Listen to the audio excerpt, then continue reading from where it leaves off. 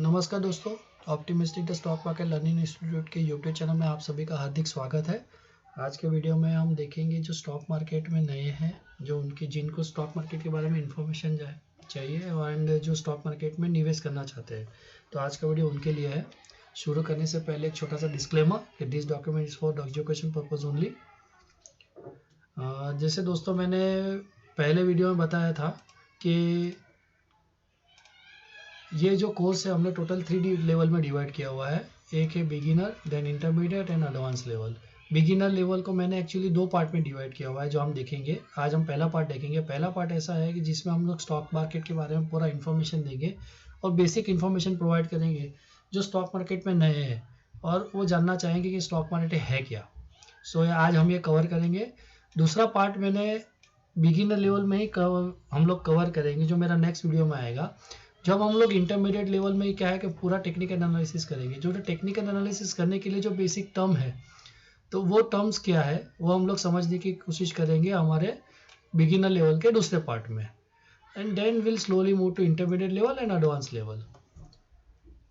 सो आइए शुरू करते हैं। सो दोस्तों, स्टॉक मार्केट है क्या?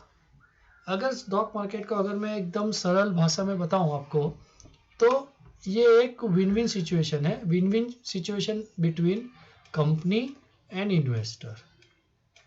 सो विन विन सिचुएशन कैसे कि अगर कंपनी कोई स्टॉक मार्केट में आती है, उनका कैपिटल और मतलब में उनको जब जो भी नया कोई बिजनेस उनको ग्रो करना है, नया जैसे एग्जांपल नया मैन्युफैक्चरिंग यूनिट डालना है या समवेयर उनको उनका बिजनेस उनको ग्रो करना है। सो उसके लिए कैपिटल जो रिक्वायरमेंट, उनको जो फंड रिक्वायरमेंट है वो रेज करने के लिए स्टॉक मार्केट में आती है। तो वो स्टॉक मार्केट में फंड उनको इन्वेस्टर से मिलता है। सो यहाँ पे कंपनी जो फंड मिलेगा वो इन्वेस्टर से मिलेगा। अभी इन्वेस्टर का कैसे मुनाफा होगा? तो अगर मान लो कि इन्वेस्टर कोई शेयर 100 रुपये में खरीदता है, पर शेयर, एक शेयर की कीमत 100 रुपये। अभी कंपनी अच्छा ग्रो कर रही है, उसका बिजनेस अच्छा है, फाइनेंशियल स्ट्रेंथ अच्छी है, तो मान लो कि अभी शेयर का कीमत जो इन्वेस्टर ने 100 रुपये में लिया था, अभी वो बढ़ के 150 हो गया है।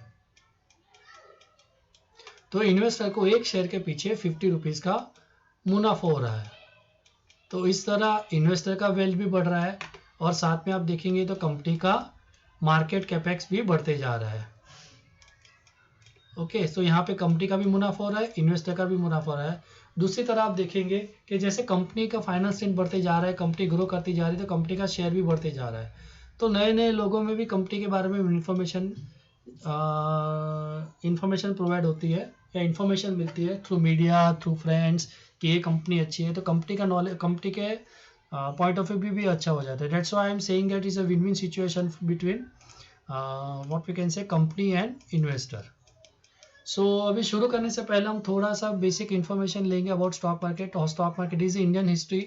स्टॉक मार्केट के इंडियन हिस्ट्री प्रोवाइड करेंगे, जिसमें अभी हम समझो कि 150 साल पहले, around 150 years ago, stock brokers जो ट्रेडिंग करते थे वो एक ओपन स्पेस में करते थे। ट्रेडिंग क्या होता है, जैसे हम लोग बोलते हैं कि ग्रोसरी आइटम्स लाइक दाल, चावल, जो भी हमारे यहाँ पे डेली हाउस होल्ड में यूज़ होते वाली चीज़ें है, तो वो ट्रेड किया जाता था और उसके लिए फिर ब्रोकर्स भी होते थे।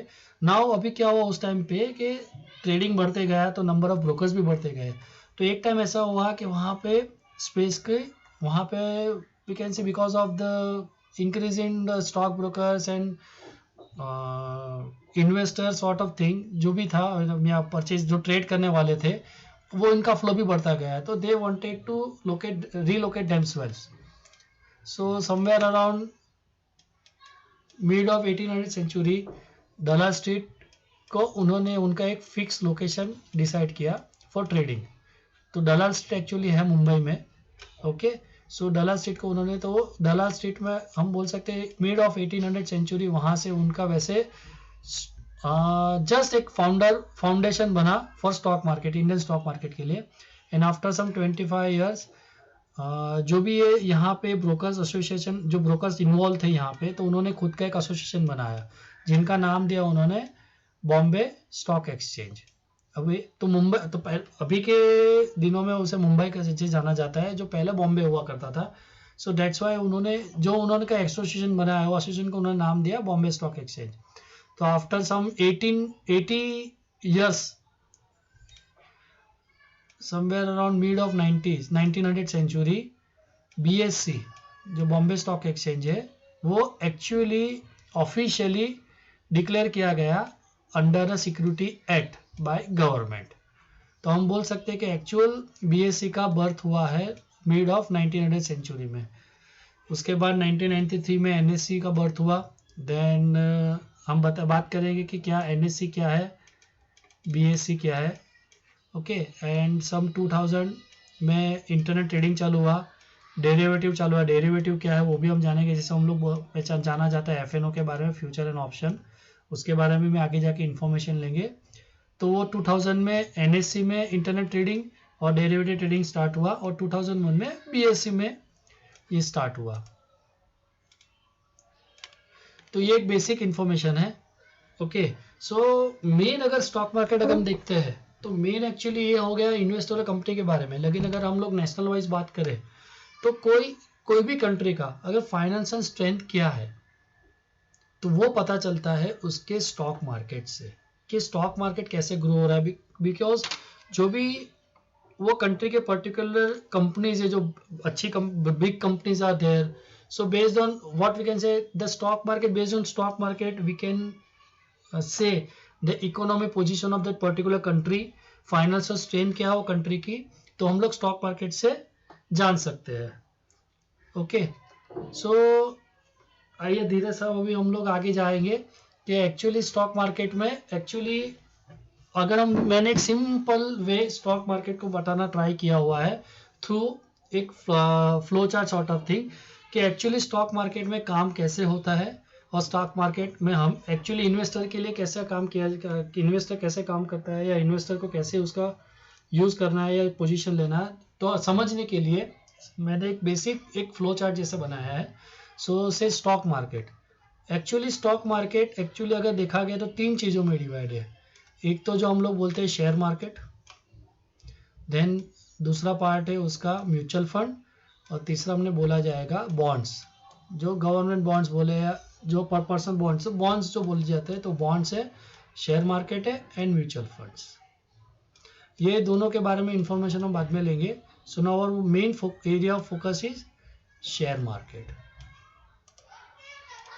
ओके सो कोई भी कंपनी डायरेक्टली शेयर मार्केट में पार्टिसिपेट करना है, अगर कोई भी कंपनी को स्टॉक मार्केट में लिस्ट होना है तो उसको एक्चुअली हम लोग बताएंगे कि एक्चुअली स्टॉक मार्केट वैसे 2 पार्ट में डिवाइड किया हुआ है। First is known as a primary market and secondary known as a secondary market.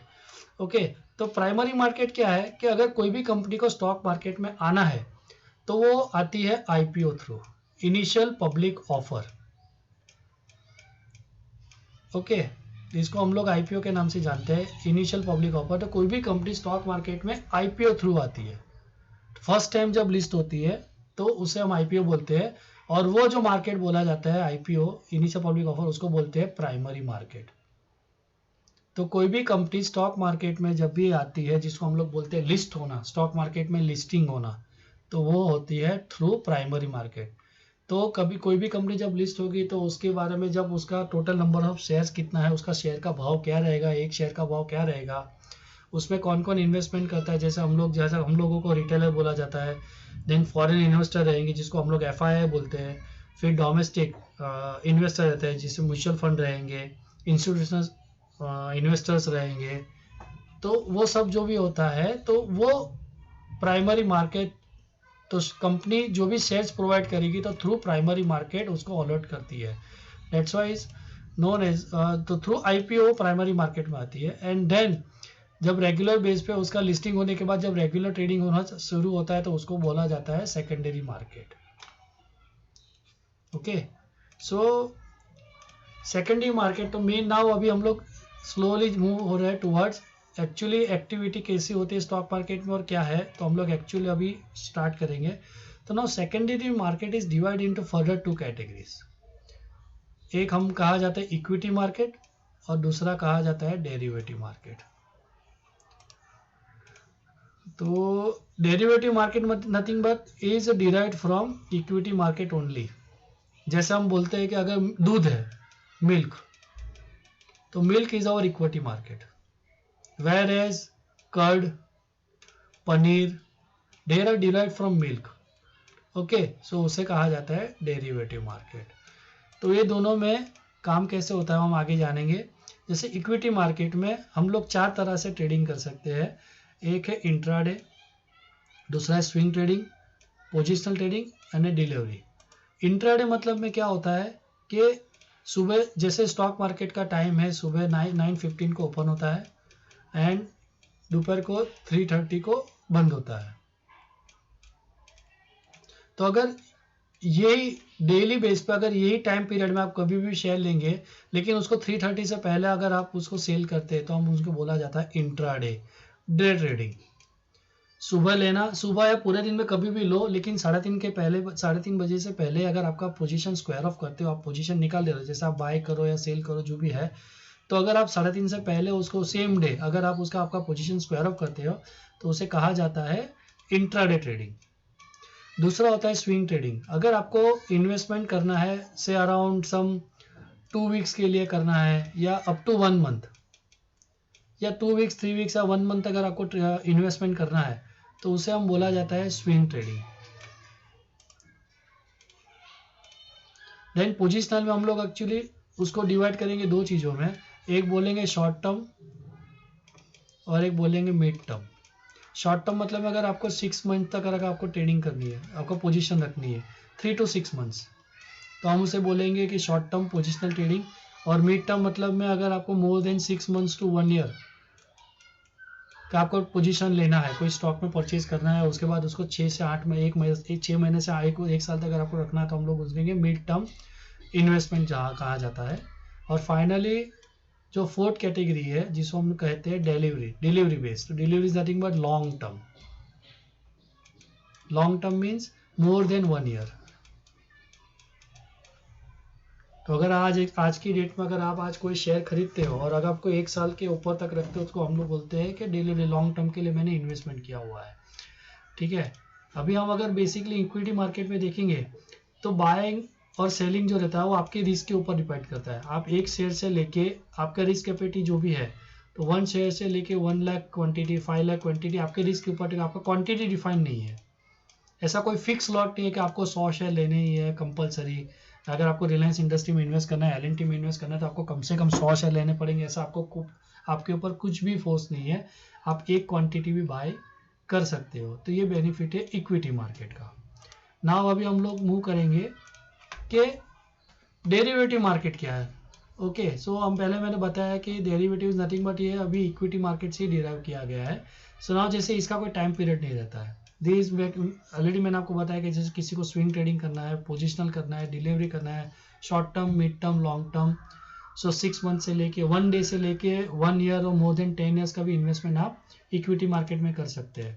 So derivative market equity market से कैसा अलग है, क्या फ़र्क है? तो अगर डेरिवेटिव मार्केट हम देखेंगे तो derivative market further divide into 2 groups, जिस एक को बोलते हैं फ्यूचर, दूसरा ऑप्शंस। जैसा हम इसको शॉर्ट टर्म में बोलते हैं एफएनओ मार्केट। सो एफएनओ मार्केट में मेन अगर डिफरेंस आप देखेंगे तो सबसे पहले एक डिफरेंस रहता है कि जैसे हमने इक्विटी मार्केट में देखा कि यहाँ पे कोई लॉट साइज नहीं रहता, आप एक क्वांटिटी से लेके आपके रिस्क कैपेसिटी पे डिपेंड करता है कि आपको कितना क्वांटिटी लेना है। जबकि एफएनओ अगर आपको करना है तो उसका लॉट साइज, कोई भी शेयर आप खरीदोगे तो उसका लॉट साइज आपको फिक्स रहता है। जैसे एयरलाइंस है तो उसका लॉट साइज 250 500 है। जैसे आपको टाटा मोटर्स में करना है तो कम से कम 5700 क्वांटिटी आपको लेनी है, तो 1 लॉट इज इक्वल टू इतना क्वांटिटी रहता है, आपको लेना ही लेना है। ये इस लॉट में डिवाइड होता है। सेकेंड थिंग, अगर आप देखेंगे तो एफएनओ मार्केट में आप इंटरडे तो कर सकते हो बेस्ड ऑन डेट, लेकिन मेन ये एक्सपायरी स्पेसिफिक रहता है। 3 महीने की एक्सपायरी रहती है, तो उसके ऊपर आप ट्रेडिंग करते हो कि जैसा भी एग्जांपल के, और 3 महीने की एक्सपायरी मतलब 3 महीने के लिए ओपन होता है। तो जैसा भी ये फरवरी महीना चल रहा है तो फरवरी का एक एक्सपायरी रहेगा, मार्च का और अप्रैल का, ऐसे 3 एक्सपायरी ओपन रहेंगे। तो आप एक्सपायरी बेस्ड ट्रेडिंग होता है, तो उसमें टाइम लाइन भी आपका फिक्स हो जाता है। यहाँ पे आपका टाइम लाइन फिक्स नहीं है। जैसे मैंने बताया 1 महीने से लेके या 1 दिन से लेके आप more than based on your time line capacity 10 years, 15 years, 20 years, 25 years, जब तक आप रखना चाहते हो वो रख सकते हैं। यहाँ पे पर्टिकुलर मंथ में अगर आप लेते हो, जैसे आपने फरवरी महीने का एक्सपायरी लिया है, अब हाँ बेसिक चीज़ ऐसी है कि एक्सपायरी हर महीने के लास्ट थर्सडे को आती है। उस हर महीने के लास्ट थर्सडे को एक्सपायरी डे माना कहा जाता है। जैसे एग्जांपल कभी फरवरी महीने में जो लास्ट थर्सडे आएगा, ओके, सो लास्ट थर्सडे जैसे कि लास्ट है, जैसे फरवरी 2021 उसका लास्ट थर्सडे है 25th, तो 25 February is the expiry day for this particular month. जब वैसे ही मार्च का एक लास्ट थर्सडे रहेगा तो मार्च महीने का एक्सपायरी रहता है, अप्रैल महीने का लास्ट थर्सडे अप्रैल का रहेगा। और अगर मान लो कि एक्सपायरी के दिन अगर छुट्टी है, जैसे 25 को एग्जाम्पल छुट्टी है, तो 24 एक दिन पहले बुधवार का जो रहेगा वो एक्सपायरी डे माना जाता है। तो ये टाइमलाइन स्पेसिफिक है। तो बेसिक अगर डिफरेंस देखते हैं तो एक तो इक्विटी और डेरिवेटिव में, इक्विटी में लॉट साइज फिक्स नहीं है जबकि यहाँ पे लॉट साइज फिक्स है। सेकेंड थिंग कि यहाँ पे टाइमलाइन अनलिमिटेड इनफाइनाइट टाइमलाइन है, जबकि यहाँ पे आपको टाइमलाइन भी फिक्स है। अगर आप डेरिवेटिव में आप अगर दूसरा मेन आप देखेंगे तो डेरिवेटिव में आप देखेंगे तो बेसिकली कैसा होता है कि आपको यहाँ पे रिस्क भी अनलिमिटेड है और प्रॉफिट भी अनलिमिटेड है। ओके, जैसे अगर यहाँ पे जाते हो तो आपका रिस्क लिमिटेड है और आपका प्रॉफिट अनलिमिटेड है। There is a main difference between equity and derivative. ठीक है, सो अभी हम स्लोली आगे जाएंगे। हाँ, मेन चीज कि स्टॉक मार्केट जो है इंडिया में वो एक्चुअली जैसा भी स्टॉक मार्केट है होता है एक्चुअली जैसे इसमें इन्वेस्टर का पैसा अटका हुआ है या इन्वेस्टर ने इसमें इन्वेस्ट किया हुआ, नॉट अटका हुआ है, लेकिन अगर इन्वेस्टर ने इसमें पैसा इन्वेस्ट किया गया है तो एक्चुअली ये कहीं तो कोई तो गवर्नमेंट की तरफ से कहीं तो उसको कंट्रोल किया जाना चाहिए, गवर्न होना चाहिए। तो इंडिया में जो स्टॉक मार्केट को गवर्न करता है उसे हम कहते हैं security and exchange board of India, SEBI, जिसको शॉर्ट फॉर्म में हम लोग सेबी के नाम से जानते हैं। ये उसका सिंबल है। तो स्टॉक मार्केट सेबी का मेन रूल ऐसा, मेन अगर आप देखेंगे तो मेन रिस्पॉन्सिबिलिटी है कि वो व्हाट वी कैन से कि इन्वेस्टर का इंटरेस्ट जो है वो प्रोटेक्ट करे, स्टॉक मार्केट को प्रमोट करे और रेगुलेट स्टॉक मार्केट को रेगुलेट करे। जैसे कुछ स्कैम नहीं हो या क्या हो रहा है, स्टॉक मार्केट लीगली हो रहा है, जो भी स्टॉक का ट्रेडिंग हो रहा है लीगली हो रहा है, तो जो भी रेगुलेशंस है वो स्टॉक सेबी के थ्रू गवर्न होता है। नाउ हम लोग स्लोली मूव करेंगे कि एक्चुअली स्टॉक मार्केट में हमको ट्रेडिंग करना है तो कैसे करेंगे। सो अगर शेयर मार्केट में हमको अगर ट्रेडिंग करनी है तो there are two different things. एक है एनएससी, हम एनएससी थ्रू अगर कोई स्टॉक में अगर इन्वेस्ट करना है तो there are two exchange, different exchange, one is known as NSC, second is known as a BSC. So जैसे हम पहले बताएंगे कि बीएससी क्या है। जैसे मैंने बताया है कि BSc is a foundation of stock market trading in India, जो मैंने बताया कि मिड 90s में जिसका फाउंडेशन हुआ, so that is BSc, Bombay Stock exchange. Okay, और एनएससी जो 1993 में जिसका फाउंडेशन हुआ उसे हम बताएंगे national stock exchange. Now BSc और एनएससी में बेसिक फ़र्क क्या है, आप ट्रेडिंग दोनों में भी कर सकते हो। पहले ऐसा हुआ करता था कि अगर आप एनएससी में स्टॉक लोगे तो आपको एनएससी में स्टॉक बेचना है, अब बीएससी में अलाउड नहीं है।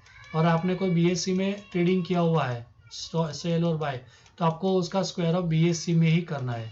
ये पहले हुआ था ऐसा। नाउ अभी सेबी ने एक रूल निकाल दिया है, नाउ आप एनी टाइम एनएससी में बाय किया होगा या सेल किया होगा तो आप बीएससी में बाय सेल कर सकते हैं। अगर मान लो एनएससी में आपने कोई स्टॉक परचेस किया है तो आप बीएससी में भी सेल कर सकते हैं। अगर जिस दिन आपने, जैसे एग्जांपल आपको कोई एक कंपनी का शेयर बाय करना है, उसका एनएससी में 10 रुपीज़ है और बीएससी में 11 रुपये है, तो आप बट ऑब्वियसली आपको 10 रुपये वाला परचेस करोगे, थोड़ा सस्ता मिल रहा है। और जब आप बेचने जाओगे और एग्जांपल के एनएससी में 15 रुपीज़ चल रहा है, बीएससी में 15.5 चल रहा है, तो आप बीएससी में भी बेच सकते हो। पहले ऐसा नहीं था, पहले एनएससी में बाय करो, एनएससी में सेल करो, बीएससी में बाय करो, सेल। तो ये सेबी ने बहुत अच्छा रूल इम्प्लीमेंट किया हुआ है कि आप any point of time anywhere you can buy और सेल। सो नाउ हम लोग आएंगे कि शेयर मार्केट जो है वो बेसिकली जैसे मैंने बताया उसका मेन टू एक्सचेंज है, जिसमें हम लोग ट्रेडिंग कर सकते हैं। एक है BSE और दूसरा NSE। जैसे बोला कि बताया गया है कि BSE means Bombay Stock exchange, NSE means national stock Exchange. तो BSE के जो एक्सचेंज को हम लोग बोला पॉपुलर है, जिसको हम लोग कहते हैं सेंसेक्स, और NSE का जो एक्सचेंज है जिसमें हम ट्रेडिंग करते हैं, जिसको हम लोग पॉपुलरिटी बोलते हैं निफ्टी। तो इसे अभी सेंसेक्स क्यों कहा जाता है? तो दोस्तों जैसे मैंने पहले बताया कि कोई भी कंट्री का एक फाइनेंशियल स्ट्रेंथ क्या है, इसका मार्केट कैसे चल रहा है, कैसे ग्रो कर रहा है फाइनेंशियली, उसका इकोनॉमी कैसा है, तो वो उसके स्टॉक मार्केट से पता चलता है। तो जब वेरी फर्स्ट जैसे मिड 90s में जब ये बॉम्बे स्टॉक एक्सचेंज का फाउंडेशन हुआ, तो उस टाइम पे BSE was representing India, our country, financially हमारा कंट्री कैसा है। तो इसके लिए दैट्स वाई अगर हम बोलते हैं कि sensitivity index of security exchange, तो सेंसिटिविटी इंडेक्स, अगर सेंसिटिविटी इंडेक्स के पहले सेंसिटिविटी के पहले 4 शब्द सेंस और इंडेक्स के 2 शब्द अगर हम लेते हैं, तो अगर उसको जोड़ेंगे तो बोलता है सेंसेक्स,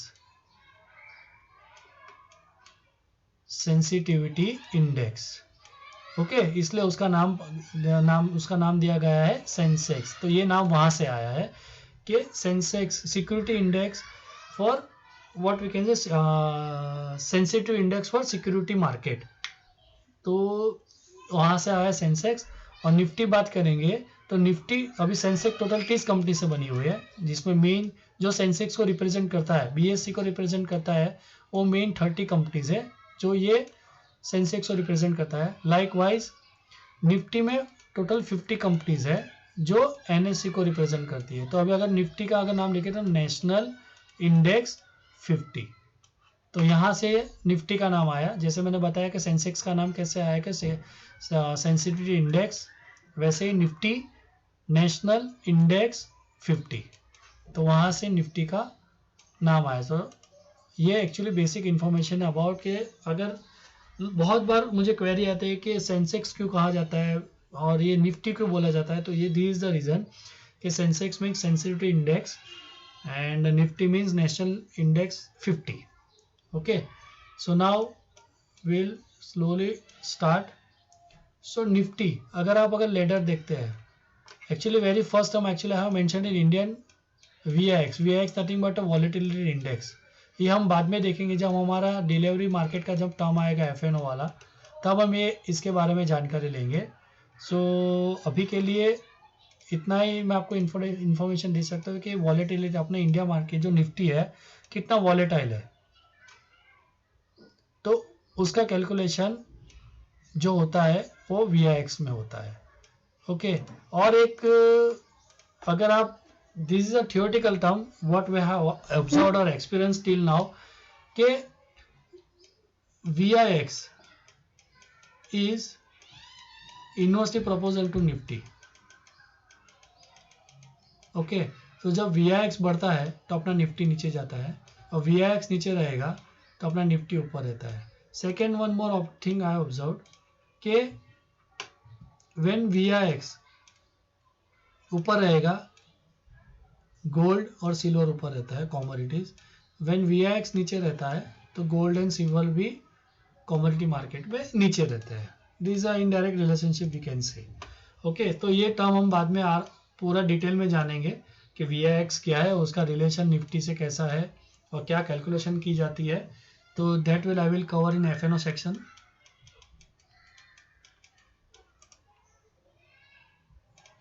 सो अभी निफ्टी के अगर देखेंगे तो डिफरेंट सेक्टर्स है। जैसे अभी इंडिया में अगर आप देखेंगे तो economy wise each and everything is participating, like bank है, देन हम लोग जो कॉमोडिटी बोला जाता है लाइक डेली हाउस होल्ड के लिए ग्रोसरी जो यूज़ करते हैं वो है, देन मेडिसिन है, तो everything is covered, everything each and every company we can say जो major companies are they are listed in stock market. So अभी जैसे एग्जांपल के सभी बैंक्स अवेलेबल है, तो इंडिविजुअल बैंक तो हम देख सकते हैं कि इंडिविजुअल बैंक कैसे परफॉर्म करे, लेकिन अगर हमको जानना है कि इंडिया में बैंकिंग सेक्टर कैसे परफॉर्म कर रहा है, banking sector in comparison with Nifty economy. Okay, so उसके लिए जो सभी बैंक जो इंक्लूड होती है तो उसको कहा जाता है बैंक निफ्टी सेक्टर। तो जैसे बैंक निफ्टी हो गया, वैसे अगर जितने भी मेडिसिन फार्मास्यूटिकल कंपनीज है तो उन्होंने जो एक उनका सेक्टर बनाया हुआ है तो उसको हम पहचानते हैं Nifty pharma. Then software company Nifty IT. Then automobile sector जो है उसको हम लोग कहेंगे निफ्टी ऑटो। देन अपना जैसे household daily grocery sort of thing तो FMCG sector. Then energy sector, likewise metal infrastructure and commodity sector. तो this is nothing but one sort of ladder. तो ये पूरा सेक्टर, ये इंडिविजुअल सेक्टर बन के एक निफ्टी का these are the different different parts. Nifty itself having 50 companies. जैसे बैंकिंग में वापस एग्जांपल के 10 बैंक अवेलेबल रहेगी जो which represent the banking sector and final represent Indian economy sort of thing. Okay, so अभी हम निफ्टी की बात कर रहे हैं तो निफ्टी का अगर जैसे हमने सेक्टर वाइज बात किया कि डिफरेंट डिफरेंट पिलर्स है, लाइक ये bank Nifty pharma IT auto. So each and every sector how they represent the Nifty या Indian economy sort of thing के उसका परसेंटेज कैसा है। तो आप देखेंगे कि अगर मान लो कि निफ्टी इज 7% एग्जाम्पल, अगर 7% है टोटल, उसका टोटल वेचेज 7% है तो out of 7% 40% contributes from financial sector which is bank Nifty. Then 15% IT, 14.5% energy likewise. So आप देख सकते हो कि ऑलमोस्ट 40% फाइनेंशियल सर्विस से ही आ रहा है। तो उसमें भी अगर हम देखेंगे कि बैंक निफ्टी में तो HDFC बैंक ऑलमोस्ट 25% है। देन HDFC का जो लोन हाउसिंग लोन के लिए जो है debt is around 20%। ICICI bank. So almost 40% contribution Nifty 50 में बैंकिंग फाइनेंशियल सर्विसेज का है। ओके ना, अभी आगे जाने से पहले एक छोटा सा एक आपको बताऊं कि अगर जैसे मार्केट में अगर कभी कंपनीज को 3 ग्रुप में डिवाइड किया जाता है, large cap company, mid cap and small cap. Large cap कैसे होता है कि जो कंपनी का टर्नओवर मोर देन 10,000 करोड़ के ऊपर है तो वो कंपनी को हम लोग बोलेंगे large cap company, blue chip company. Then 500 to 10,000 के करोड़ के बीच में अगर उसका कैपिटल है तो मार्केट कैपिटल, तो मार्केट पहले, हाँ सबसे पहले मार्केट कैपिटल कैसे कैलकुलेट किया जाता है तो मार्केट कैपेक्स जिसको हम लोग बोलते हैं कैपेक्स या मार्केट कैपिटल। तो सिंपल उसका कैलकुलेशन है कि number of shares issue at the time of IPO. तो आईपीओ टाइम पे जो भी शेयर्स इसने कंपनी इश्यू किए थे multiplied by current market price. Okay, so example अगर हम लोग बात करेंगे कि कोई कंपनी ने एक्स कंपनी ने उस टाइम पे something around 1 lakh shares IPO through market में आया था और आज की डेट में वो शेयर्स का भाव है 10 रुपया। तो हम लोग ऐसा बोल सकते हैं कि वो कंपनी का मार्केट कैपिटल है 10 लाख रुपीज। तो अगर 10 लाख है तो हम उसको क्या बोलेंगे, there is a grade below 500 crore rupees, तो हम ये कंपनी को बोलेंगे ये कंपनी स्मॉल कैप में है। लाइकवाइज अगर कोई कंपनी 1 लाख शेयर के साथ अगर 100 रुपया पर शेयर है तो 1 करोड़ हो जाएगा। Same likewise this. तो अगर कंपनी जैसे मार्केट कैपिटल 10,000 करोड़ के ऊपर है तो लार्ज कैप, 500 to 10,000 है तो mid cap and less than 500 है तो 500 करोड़ है तो हम लोग उसे बोलते हैं स्मॉल कैप कंपनी। ठीक है, सो नाउ अगर हम देखेंगे निफ्टी 50 में जो 50 स्टॉक्स अवेलेबल है राइट नाउ, ओके, तो उसमें top 16 out of 50, top 15 contributor weightage किसका ज़्यादा है तो हम देखेंगे। तो अगर आप देखेंगे कि टॉप निफ्टी 50 जैसे एग्जांपल अगर टोटल वेटेज 10% है तो उसमें से HDFC आप बैंक देखेंगे तो 11% contribution itself by HDFC bank.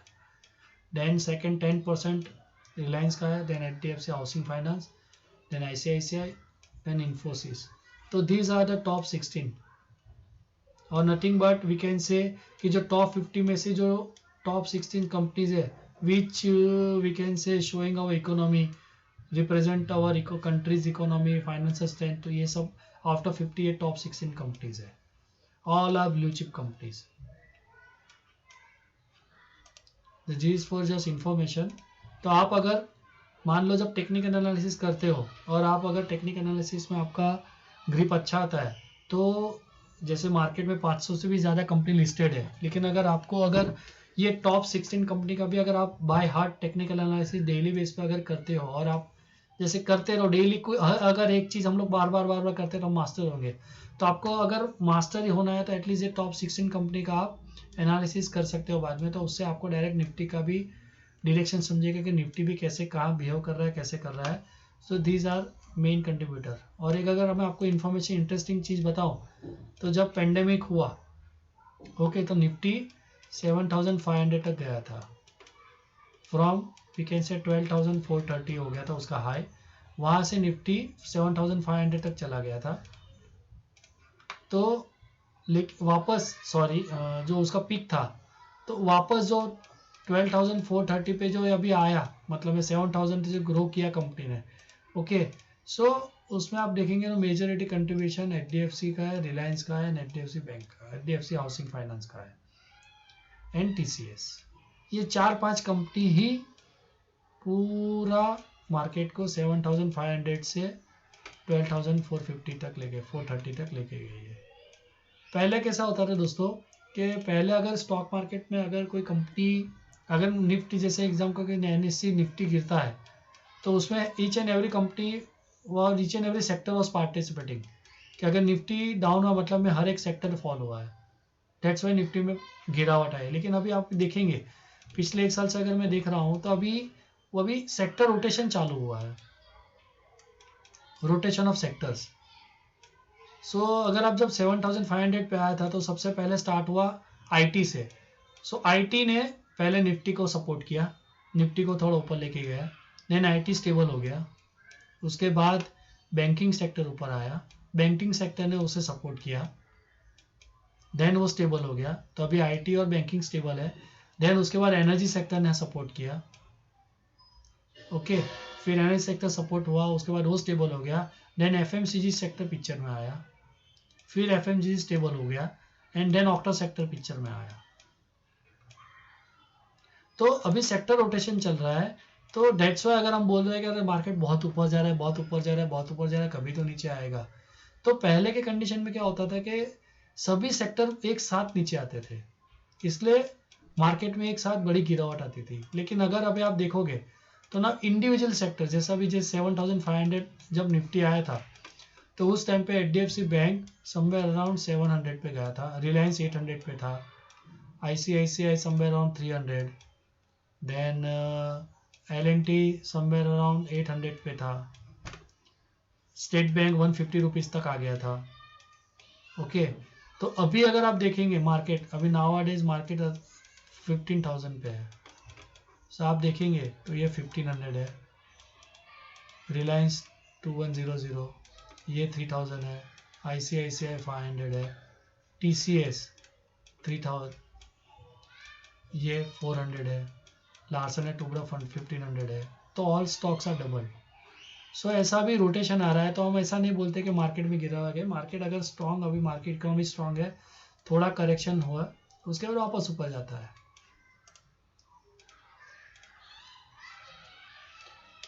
सो हम स्लोली आगे जाएंगे। सो अगर कोई स्टॉक का एनालिसिस करना है तो वो 2 तरह से हम लोग कर सकते हैं। एक है जिसको हम बोलते हैं फंडामेंटल एनालिसिस और दूसरा है टेक्निकल एनालिसिस। फंडामेंटल एनालिसिस में जैसे हम बोलते हैं कंपनी का main actually financial balance sheet, जो हम लोग बोलेंगे अकाउंट स्टेटमेंट या फाइनेंशियल स्टेटमेंट, तो P ratio, earning per share, और वो इंडस्ट्री पी के साथ कैसे मैच हो रहा है, क्या कहाँ पे है, एक्सेट्रा एक्सेट्रा जो भी आता है वो फाइनेंशियल एनालिसिस में आता है। और टेक्निकल एनालिसिस में जो हम लोग चार्ट देखते हैं तो वो मेन होता है प्राइस और नीचे आता है वॉल्यूम, जिसको हम बोलते हैं चार्ट एनालिसिस। दिस ये बात सही है कि फंडामेंटल एनालिसिस से या फंडामेंटल से ही टेक्निकल बनता है। विदाउट, अगर कंपनी में कोई न्यूज़ है, जैसे एग्जांपल के हर क्वार्टरली रिजल्ट्स आता है या कंपनी ने अच्छा किया है, तो वो quarterly is nothing but is a fundamental, कि कंपनी ने अच्छा, उसके आंकड़े अच्छे आए, डिजिट अच्छा है, तो वो रिफ्लेक्ट होता है चार्ट पे। तो आज अगर कोई कंपनी 100 रुपये में है, उसका फंड क्वार्टरली रिजल्ट अच्छा है, वो हो गया 125, तो जो 25 रुपीज़ का मूवमेंट है वो हमको कैसे पता चलेगा, वो हम चार्ट में देखते हैं। That's why technical analysis. So ये हम बोल सकते हैं कि विदाउट फंडामेंटल एनालिसिस या without fundamental we can not do technical, rather fundamental makes technical. But जैसे कोई कंपनी में क्या मूवमेंट हो रही है या क्या होने वाला है, वह आप ईच एंड एवरी कंपनी को आप बैलेंस शीट में जाओगे या उसका फ्यूचर रिजल्ट क्या आने वाला है, उसका बिजनेस कैसे हुआ है, वो आपको डायरेक्टली पता चलता नहीं। लेकिन अगर चार्ट पे देखेंगे तो each and every chart is reflecting on technical, through technical analysis. Chart के ऊपर सब दिखता है। One statement is there in stock market, chart never lies.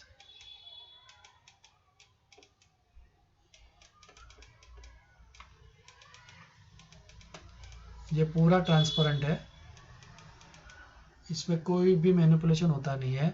तो अगर कंपनी के फाइनेंशियल आंकड़े अच्छे आने वाले हैं या स्ट्रेंथ अच्छा है या फ्यूचर में उसमें कुछ मूवमेंट होने वाली है, तो आप उसको चार्ट थ्रू एनालाइज कर सकते हैं। ये सब पूरा ट्रांसपेरेंट है, इसलिए हम बोलते हैं स्टॉक मार्केट में first statement is chart never lies. तो आप अच्छा टेक्निकल एनालिसिस करोगे तो आप अच्छा कंपनी के बारे में, फंडामेंटल के बारे में आप एनालिसिस कर सकते हो। If you are not from commercial background, आपको अगर फंडामेंटल एनालिसिस नहीं आता है, so based on that at least आप अगर टेक्निकल एनालिसिस, आप कंपनी का फंडामेंटल आप गेस कर सकते हो कि क्या है। सो ये हम जानेंगे। तो हमारा एक्चुअली जो ट्रेनिंग रहेगा on this, we will become a masters in technical analysis.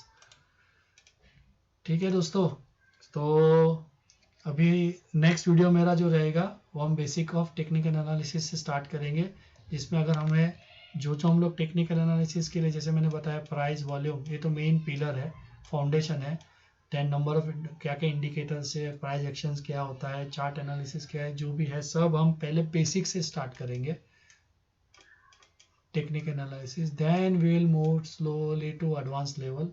Advance means technical analysis कैसे किया जाता है, हम स्लोली स्टार्ट करेंगे। तो दोस्तों बस आज यहाँ तक ही। तो हम अभी नए वीडियो के साथ आएंगे जिसमें हम लोग बेसिक्स ऑफ टेक्निकल एनालिसिस देखेंगे। So thank you very much, stay safe, take care of your loved ones, have a good day, thank you very much.